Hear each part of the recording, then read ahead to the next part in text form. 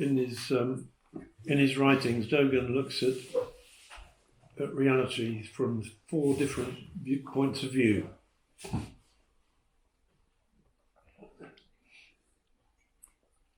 And the first of those 2 points of view we're quite familiar with in Western civilization, the idealistic or philosophical or intellectual point of view. Discussing things theoretically as a matter of principle, identifying themes, generalizations, and so on.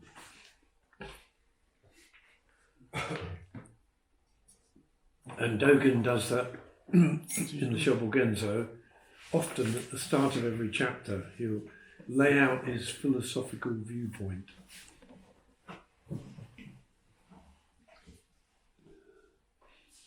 And then he switches to a second point of view, which is a more concrete, materialistic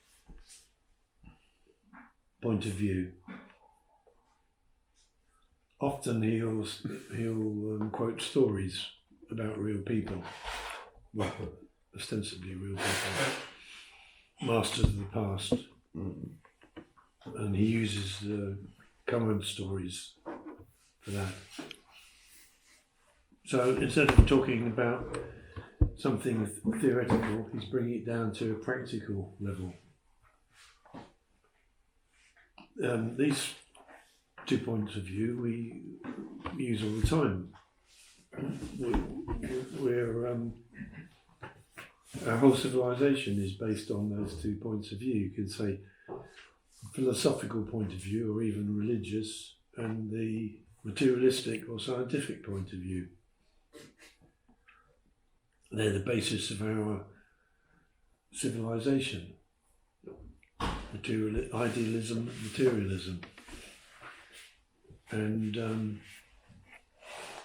they're all mixed up. I mean, scientists are materialistic in as much as they're looking at the world of matter. They're trying to find the truth by looking at stuff. At the same time, they may be looking at it idealistically.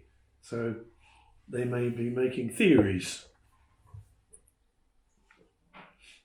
And then they concretely test out their theories. So these are not 2 separate points of view, although we can say that people tend to be biased towards one or the other. Some people like intellectual pursuits, they like studies of the mind, they like spiritualism. Other people are more concrete, they like physical activity and, practical things. And other people are a mixture. And of course we use both viewpoints when we try to understand our lives. In Dogen's writings, there's a third point of view. And in his writings, these are the most difficult parts of his writings to understand. What he tries to do in characters, in words, is to describe the real dynamic, instantaneous situation of the world. There's not theory, and it's not talking about solid, stable stuff or stories about people of the past, but he talks about the changing, real, ungraspable nature of the world that we actually live in. And my teacher calls these the philosophy of idealism, the philosophy of materialism, and the philosophy of action. Now, action is a very common word in English, but it has a fairly clear meaning. But Dogen's meaning of action is rather, it includes the normal, action, I'm moving my hand. Action, I'm going to get myself a drink of water. But it includes something more. So if we try to define what Dogen means by action, it's got 5 characteristics. Action always occurs here, this place, and it always occurs now, at this time. So we're not talking about ideas in the future or events in the past, but always about something that is occurring here in this place, now at this time, here and now. In action, the person who is doing the acting and the object being acted upon are not separate. So action makes us whole. So it's here, it's now, it makes us whole. In the moment in which action takes place, there is no good and bad. It's beyond any morality, ethical considerations.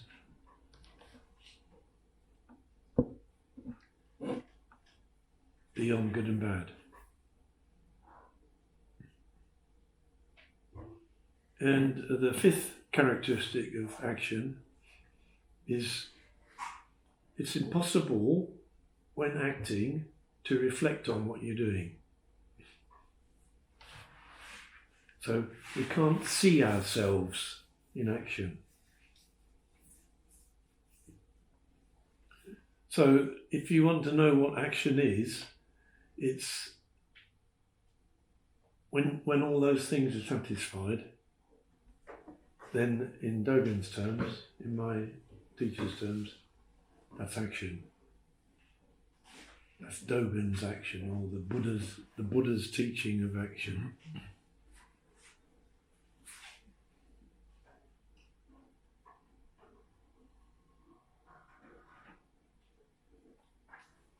So, maybe most obvious place it sounds like these things exist is in physical activity, sport, movement, whatever. Seems to be the most obvious place to look.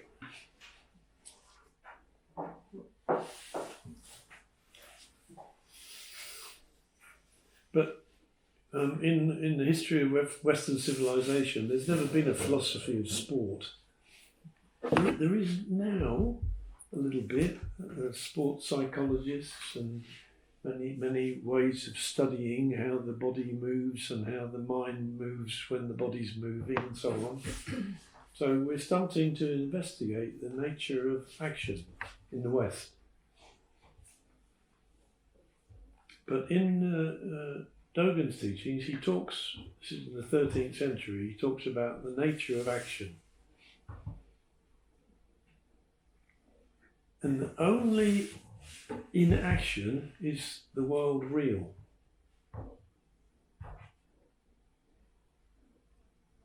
That is, only in the state of action do we leave the world of our heads, leave the world of our bodies, and actually exist in the dynamic, changing, whatever it is, what we call reality, beyond the word reality.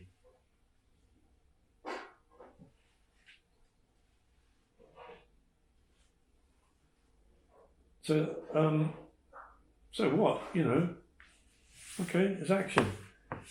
Philosophy of action. Well, it's the most valuable periods of our living.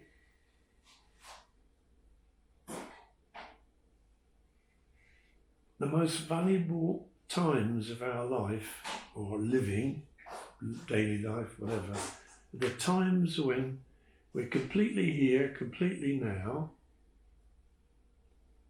What were the other ones? We don't separate ourselves from what we're doing, and that's something that you can recognise.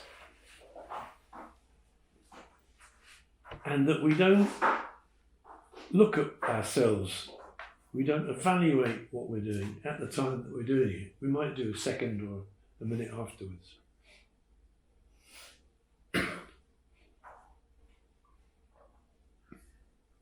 So those periods are immensely valuable. But in Western culture, we don't give value to those periods. Those periods we're not thinking, we're not planning, we're not sensing the world with our physical, hearing, seeing, touching, tasting. We're somewhere else. Where are we? We're in the ineffable present moment.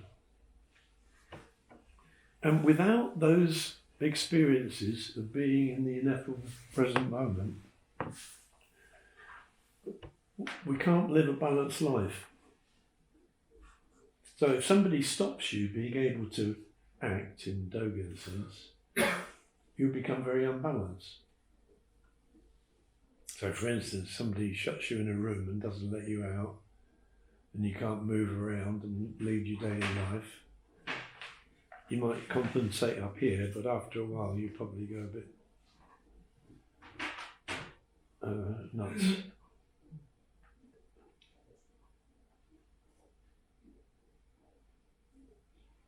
So the thing that this contributes to our way of examining our lives in the West is this philosophy of action, this realization that a very simple part of our daily life, which we often jump over, want to get past,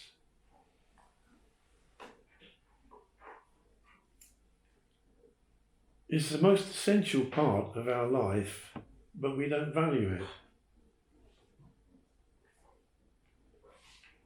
I'm on the computer, I've got to eat this quickly so I can get back to me programming or whatever.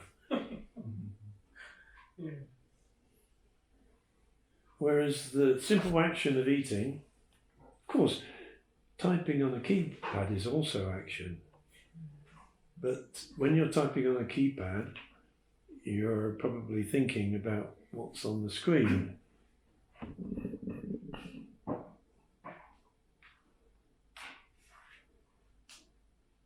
So everybody's acting millions of times a day.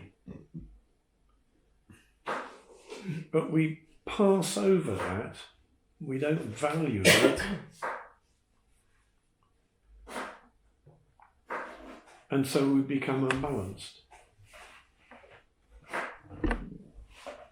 So without being clearly aware, all the physical activities that have become popular in the last 20, 30, 40 years, yoga, swimming, going to the gym, going for a walk, anything to get us out the world we inhabit normally. Either the world in our head or the world of sensual perception. So this is Dogen's big contribution to a description of reality.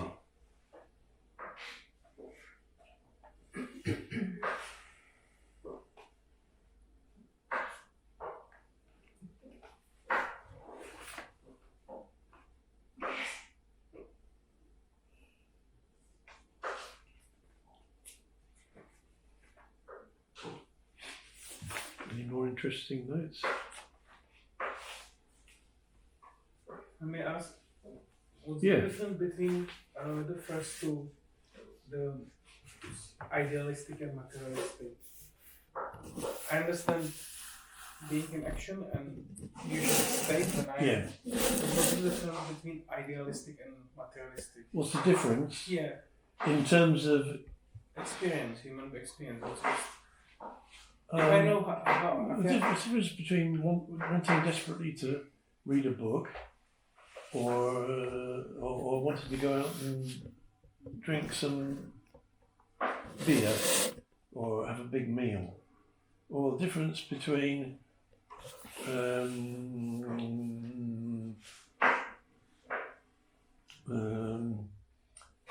anything which takes over our mental capacities, and anything that takes over our sensual capacities. They're not really separate, are they? They're only separate in analysing them. Yeah, it makes sense. But you know, if you look at, for instance, the great Western philosophers, you know, Hegel, Kant,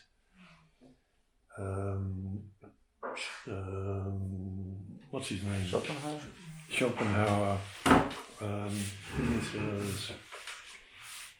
They're thinking about the world, but some of them, their thoughts are more realistic, and some of them, their thoughts are more idealistic.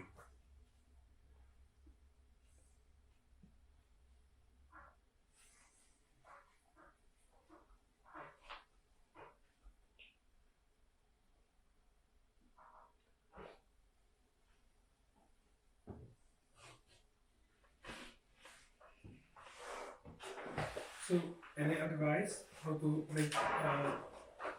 give chance to this action in present moment? Yes. Accept, practice them, and make space for it. And to act in the present moment. If I try to act, I'm analyzing and it's screwed up. Oh, so you have to act. Throw yourself off a cliff. Yeah. Do something without thinking. Anybody who's done martial arts knows that you can see this same philosophy, I call it philosophy, this same attitude to move without planning, without thinking, relying on something else. Am I right? Oh no, am I right? In martial arts? Yes, during sparring there's not really so much time for thinking. You just have to beat the other guy as fast as you can. No, seriously, I mean... But to beat the other guy, is it necessary to want to beat them? No. What is it necessary to do to win? Well, I never wanted to win. I didn't take part in any tournaments. I just wanted to spar for the fun of it, you know. Okay. And I didn't want to harm anybody, really. So what is it you wanted to do? What were you doing in your sparring? That's a good question. I don't know. I mean, I'm just doing the moves, you know. Yeah. I'm reacting to his attack, and I'm countering it and trying to engage with this person, to blend with the movements, really. Okay. But I was not a good martial artist because I was too compassionate. I didn't want to beat these people. That means I was not aggressive enough. I didn't have that kind of, let's face it, psychotic part. You know? No, it requires, you have to detach yourself a little bit from normal thinking. Well, I've got a student who's a karate master in London, Goran, and he's written a book called Karate on the Cushion, and it's about his journey to integrate Dogen's teachings with his karate. And for him, in order to be successful in terms of evaluating what you've done afterwards, it's necessary to forget everything about success, everything about winning, and just to act in the moment. And this is the thing that brought him to Zazen. We can see it in sport. I always quote this, although I don't play tennis, it seems very clear to me. If you see a professional tennis match on the television, somebody's going to serve, okay? The person at the other end jumps around like this. Well, of course, they jump around like this to loosen up their muscles, but they jump around to empty their mind. Because if their mind is empty, they can act fully, intuitively, and get the ball. There's no time for them to think when a 130 kilometres per hour ball is coming over at you. So, to me, and of course this is my outside view,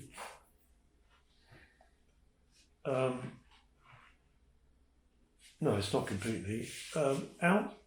To be successful in sport, in terms of what you're doing, it's necessary to throw away success. That may also be true in many other pursuits, even in business. Of course, you have a plan. You have a goal. But when you actually act, you have to throw everything away. So, in fact, what we all try to do to be the best we can in a circumstance is to throw everything away. And we often do that without realising it.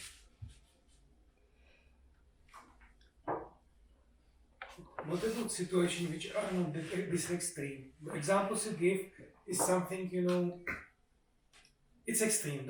Someone is hitting or ball is coming. Yeah. How to explain this while brushing the tooth or walking on the garden when there is no this extreme thing which.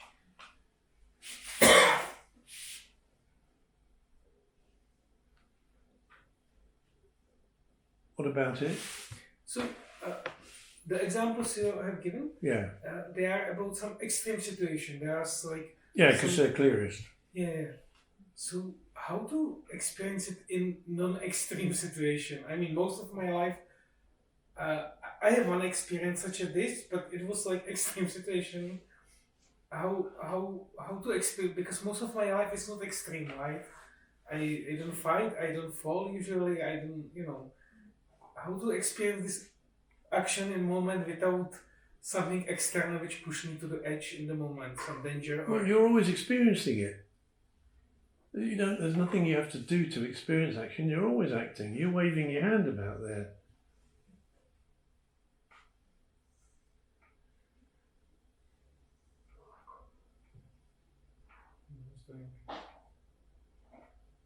Then why I think it's precious or special? Precious because we cover it up. So while you're acting, you're covering it up with your thoughts about how should I act? Something you're doing now, you're covering up with your thoughts about it, which is what we all do. So everybody's trying to find out how to be a good Buddhist, right? Well, they are already. Everybody's trying to be how to be in the present moment. You are already. It's impossible to escape from it.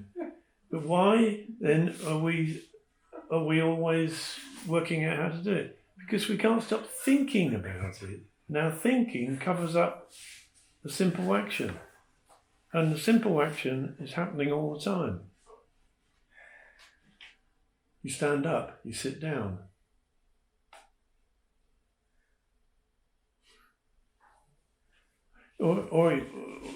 as most of us are doing now, we sit still and think. So if we sit still and think, we can say we're not whole, we're not acting. So we need to move like this always. So we need to move. Yeah. Well, after a time, you think, oh God, I've had enough of this talk, and you get up and go outside. Yeah. When you get up and go outside, you save yourself. You act. Unless on the way out you're thinking, oh, am I going on and on again? Then you cover up your action again.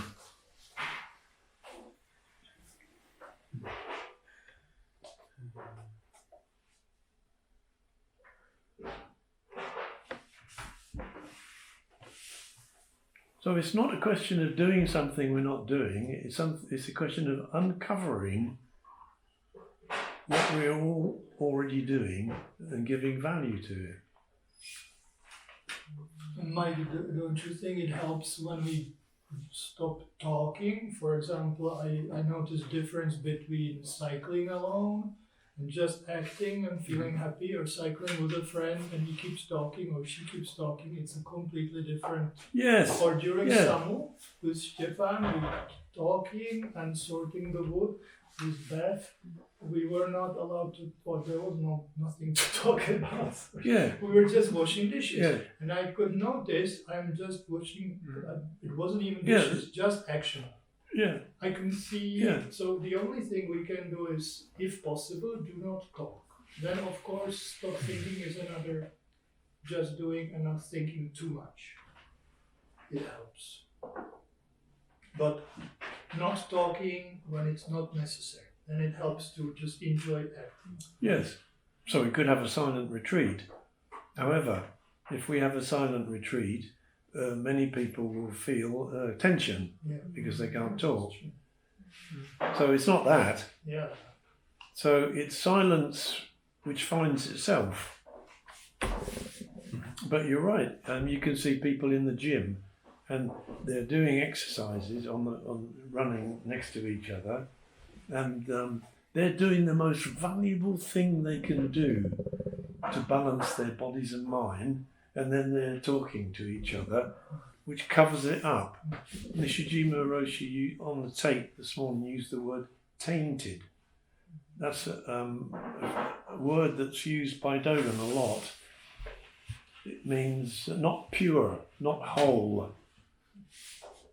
Most of our lives are tainted because we cover up or divide what we're doing. So we're cycling, we don't just cycle. We pick up wood, we talk while we're picking up wood, and so on. So most of our lives are like that. But the most valuable thing is the action itself. So by understanding it a bit, we can allow ourselves to act when we're acting and not do something else at the same time.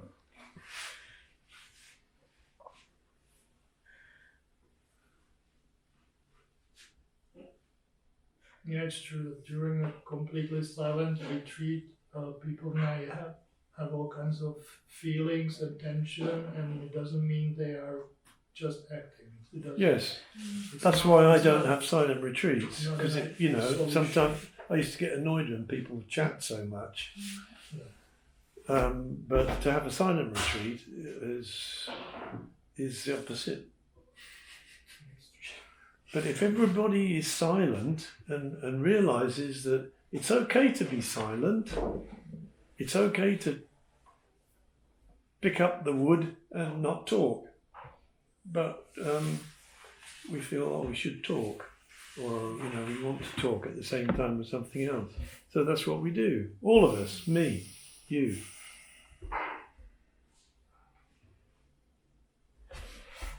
So what Dogen is saying is not you should not talk when you're chopping wood. Simply that the most valuable thing is the untainted chopping wood. Or I suppose you could say the untainted talking, or the untainted listening. But often when we're listening, we're also thinking. If we don't listen wholly, very few people really listen to what somebody says to them. Often they're thinking what they're going to say back. And some people don't hardly listen at all. They're preparing their next packet of information. So listen completely, talk completely, chop wood completely is untainted action. And of course, again, like yesterday, I'm creating kind of perfect world. It's not like that in perfection. It's all mixed up together, isn't it? I have a question, in the session we have some rules because there's a lot of people in one place and it's much, it's much, if you have fear of people, we can just do the stuff, but if you have more people, it's good to have, otherwise there will be chaos. Yeah. But about talking and not talking, it's super hard because this is very intense social situation. I see very people I value a lot. There are some people I haven't met and I want to know. There are other people I haven't seen long time, and so the impulse for talking is quite strong. And yet, what is for you may not be for everybody. No, I try to be careful and check what's the other side, but I'm guessing. At the same time, yes, it seemed that on the session, the space. Separate from what you feel how you feel you should be like. Okay. What do you really want to be like? Do you always want to talk to somebody else? No, it's stupid. You feel you should?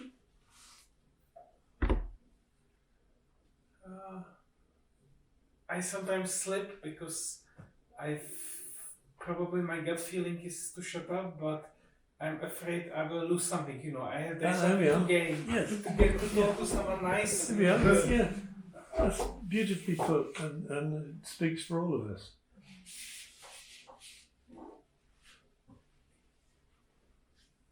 Yeah, when you're in a group of people, to be quiet, it's. I should find out about that person and chat to that person and all kinds of hidden agendas going on. Yeah. But it doesn't mean you have to be quiet.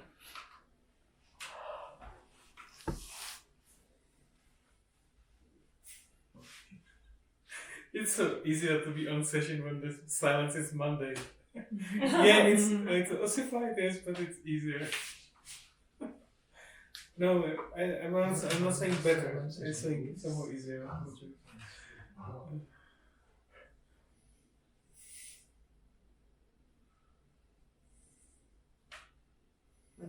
When you read this passage from Dogen, Yeah. first I had the image of somebody who is in a state of trance, like somebody dancing, and subject and object, and it's just the action.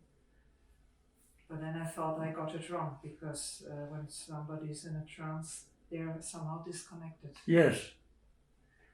We all live in trances all the time. Yes. But I don't think that's what he's talking about. No, it's... And I'm puzzled. How can you keep the connection and still be in action all the time? Keep what connection? To everything else and everybody else. Oh, we're all connected to everyone else, everything, all the time. I forget all the time. Well, it's not necessary to remember. It's just true, isn't it? We might want to see that we're connected with everybody else, but that's not necessary. It's interesting you use the word trance, because it's a very nice way to describe our normal lives. We're caught in a past situation or a future situation, or we're caught in a thought. And these are all like small trances. So you could say that enlightenment is to come out of all trances I mean, the Nagarjuna quotes the Buddha as saying, "Give up all views." Views, yeah. Come out of all trances. I think trance would be like obsession because we are obsessed to do this, that, and we believe. Can be. Yeah. Yeah. That it's important. Yeah. But one of my guy who runs our London group, Matt, is a hypnotherapist, and it was very interesting. I knew nothing about hypnotherapy. I thought it was, you're going to do what I want you to do. But actually, it's about trance, and I thought, yes, that's a very nice word to describe. I'm talking to somebody and they say something, it triggers something deep in me, and I'm in a trance. The energy's coming from what happened to me when I was a child, or So there's all these trances, some obsessions, and some very almost unconscious states that we click into because we're human. And we're all brought up by parents and society. And when we're little, we work out strategies to cope with living with these two big or one big person. And then we work out a strategy to cope, and then we keep doing that same strategy when we're 50 years old. Well, that strategy becomes a trance. We click in and start doing the same thing. Habits, no? Yeah. Most time we living inconsciently, no? Yeah. Because if you are losing the key or something, you don't know where did you give it. Because you are searching for that, and because you was inconsciently. And that's all. Most time we living in habits. Yes. It's like losing the present moment of life. Yes, exactly. And that doesn't mean, okay, I get it, so I've got to live in the present moment. So, you can imagine somebody who wants to show that they're living in the present moment. I'm here, I'm here. Terrible. The only way to attain the goal is to give up the goal. The only way to be here is to give up being somewhere else. But that is a very, very difficult thing. So we have to practice it until we die. So giving up is not something that you do and then you've given up and that's it. You're giving up every day, every moment, every week, every year. So we practice as an everyday. So we drop off all our taintedness again and again and again and again and again. So it's kind of training. And we never reach a point where we're fully trained, because the training is the practice.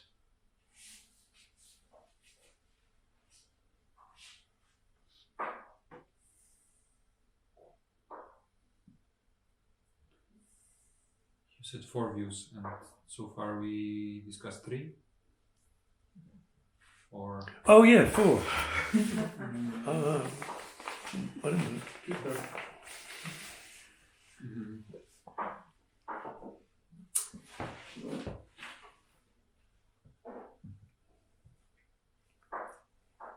Doesn't tell me about 4 here. 4 is Zazen. Yeah. Zazen is this action. Zazen is action, even when sitting. Yes, but in the Dogen thinks the third is action and the fourth is action. Not reality.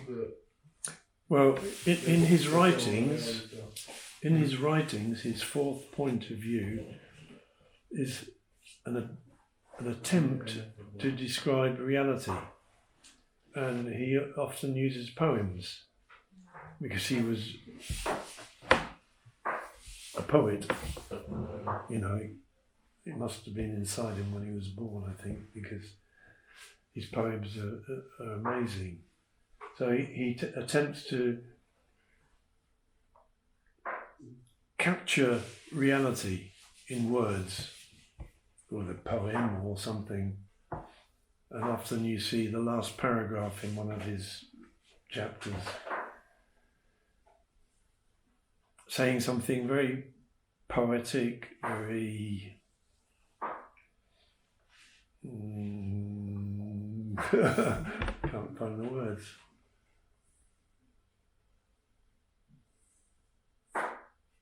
Like in the very famous 4 paragraphs in Genjo Koan, which is one of the first essays, chapters that he wrote.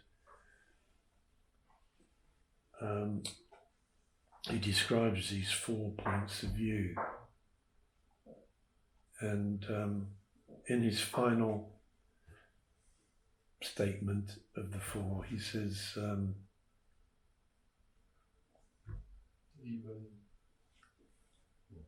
yeah.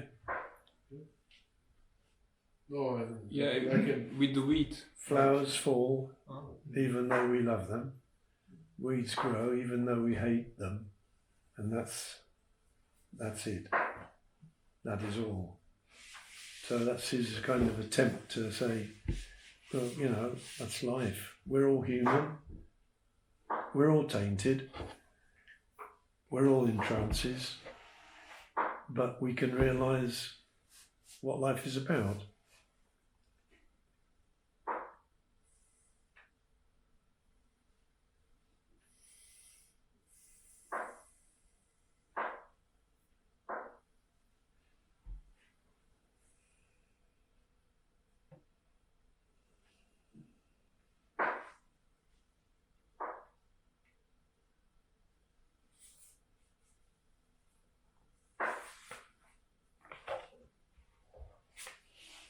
So I'm not an academic or a philosopher, but I can still appreciate what philosophy is in that sense. It's just a way of thinking or looking at something, and it's helpful to realise that you can have different ways of thinking, not just one, but you can have 2 or 3 or 4, and you can switch around. Some people only want to look at the world in one way. They become quite rigid.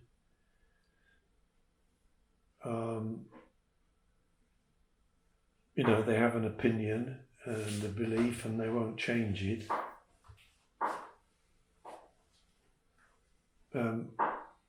Maybe this is not true anymore, but you could say that, for instance, Christian religion relies on one fixed belief in God and the power of God.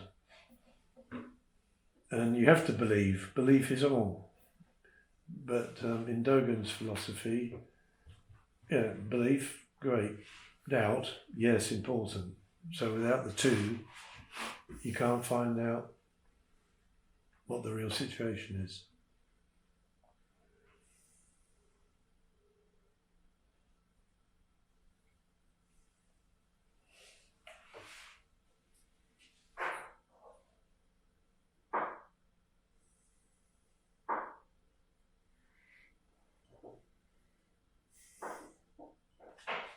Doesn't sound very practical, does it?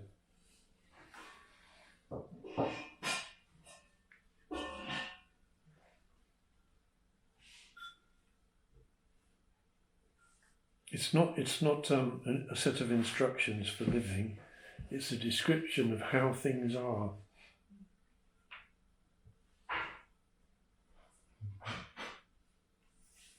not how things should be, but how things are.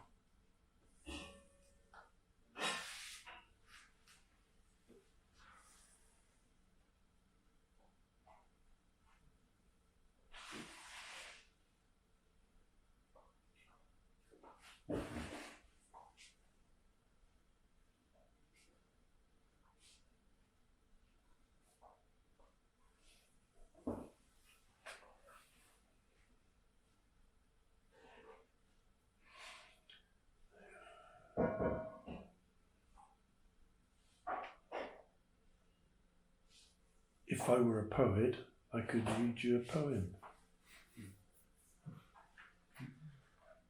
But I'm not, so I can't. Peter Ralph is not here. Pardon? Peter Ralph is not here. Ralph would read us a poem. It would go on and on and on.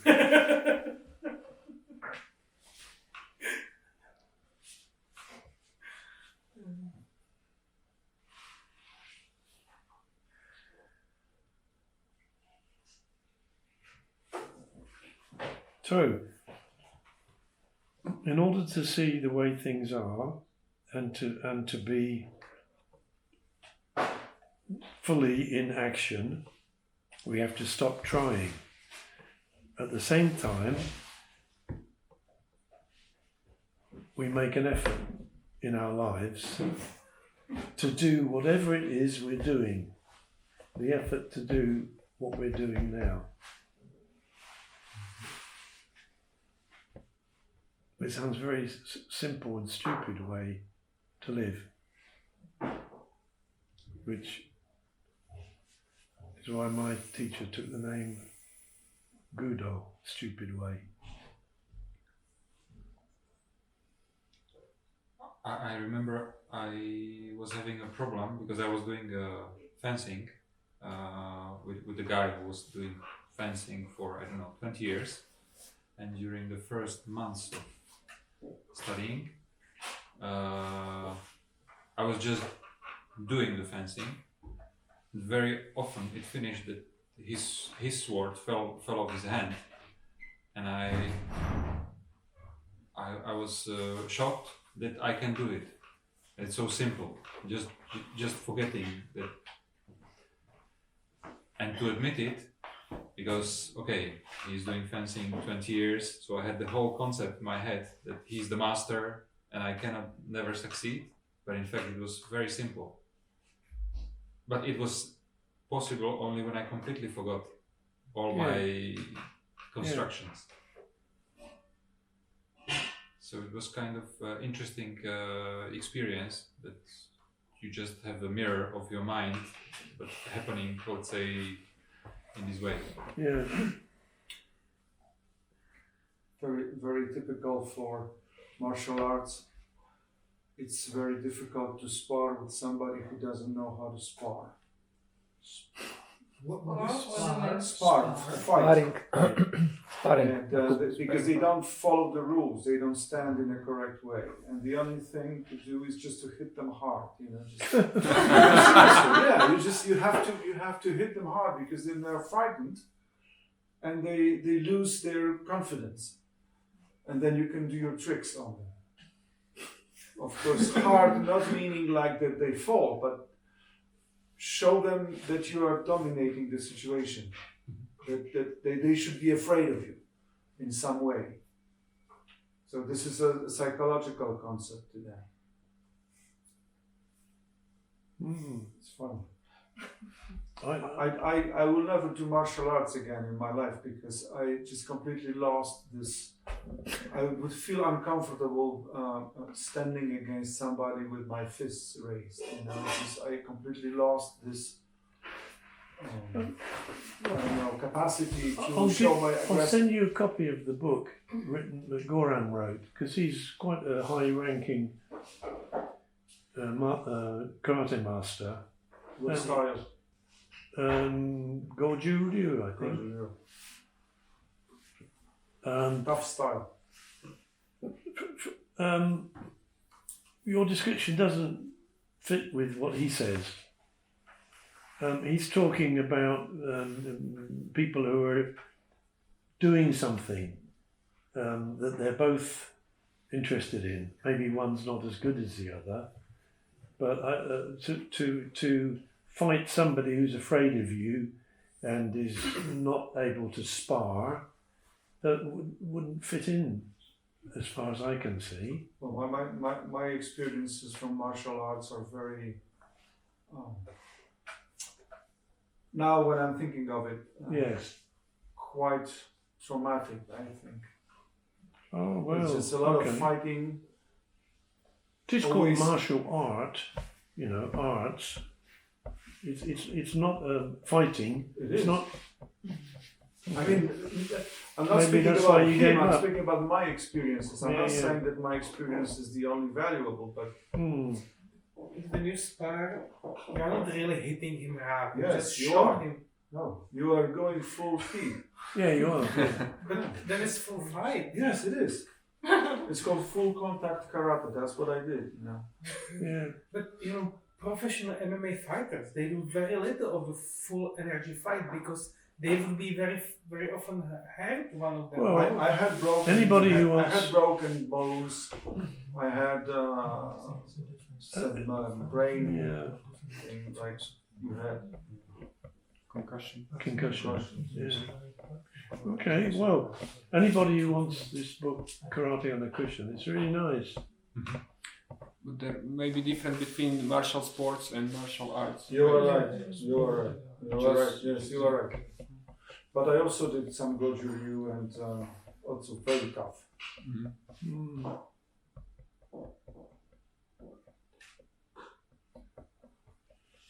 I remember when people were coming from different styles, from different clubs of karate. So I was never involved in that, but my colleagues would. They were always wanted to show them the lesson, so they would beat them up. It I mean, they would just kill them. I mean, they would. sounds like the best decision you made was to stop. That's what I did. Yeah. Well done. After 25 years of doing that stuff. Yeah.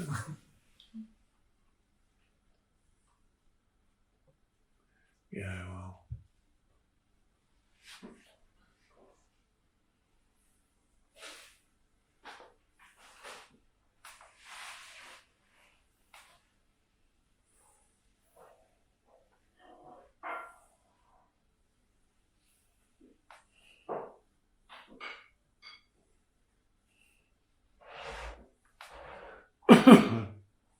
When you said like the stuff of like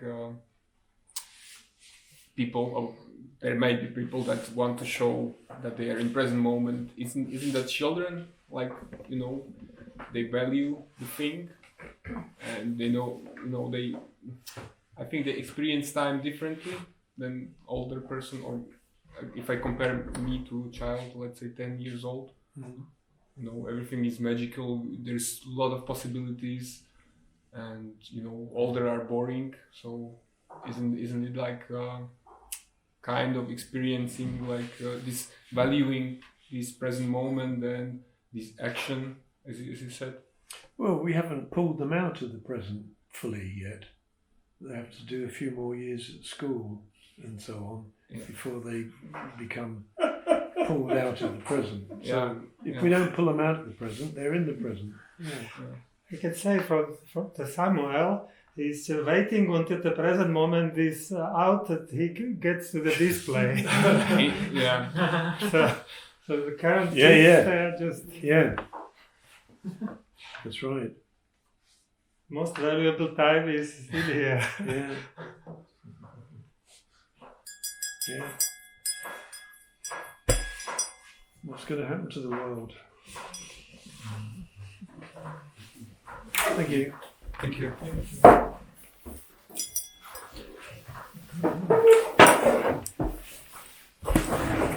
May I ask you, do you think like what brought us together, all of us? Yeah. Is it this feeling like we intuitively value this action, or we experience it? And we were looking for it in the world, and we found some kind of satisfaction in other. Could be. right? Because we're doing it for years. It's not very, no benefits really coming out of it. Let's say in a human sense. Yeah. But we still do it. We don't know, okay, we have some beliefs, yeah. Maybe I believe that I will be better, more cultivated, as you said, which is bullshit. But yeah, still. But maybe that's, we know that this action, it got value. Yeah. I knew what I experienced action before I discovered Buddhism. Yeah. In my mountaineering. Right. I didn't know what it was. I couldn't say what it was. I couldn't give value to it. And then when I met Nishijima, what he explained to me described to me something which I already experienced and started to value.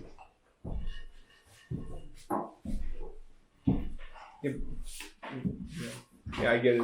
But it's the same thing as Stefan, who asked when the situation is not that extreme, right? Because you can put this thinking aside when it comes, maybe in hiking it's this like adrenaline, like you can die in a moment. So you suppress your thinking naturally.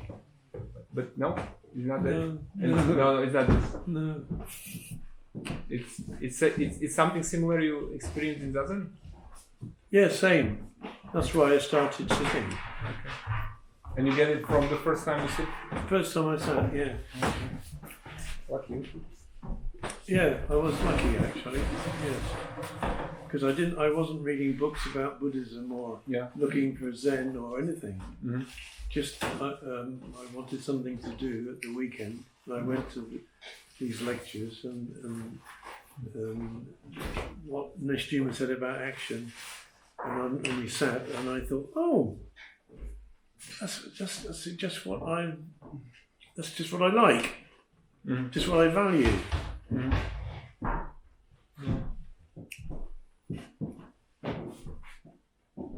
Yeah. But on the other hand, very subtle. Subtle. Yeah.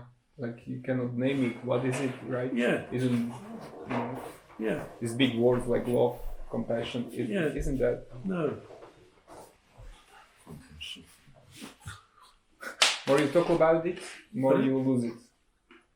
The more you talk about it, more you lose the point. Yeah. So I stopped talking. Okay. Thank you. Thank you.